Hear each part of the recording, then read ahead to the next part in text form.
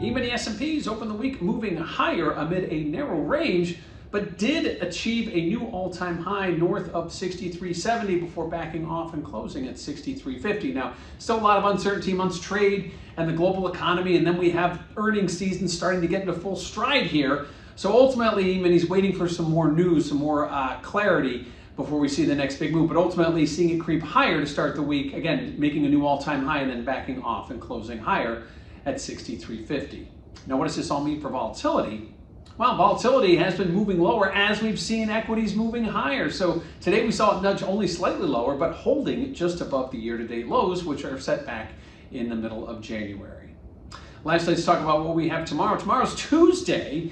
We get the Philly Fed non-manufacturing index. We get continued earnings reports, which will obviously take center stage. And then, despite the fact that we are in the Fed blackout period ahead of July FOMC, we will hear from two Fed speakers, one of them being the Fed Chair. Now, I don't recall this happening very often, and I bet there are special circumstances, but ultimately we will hear from the Fed Chair tomorrow. He gives opening remarks at a Fed conference, and then later we will hear from Fed Governor Bowman, both speaking inside of the blackout period.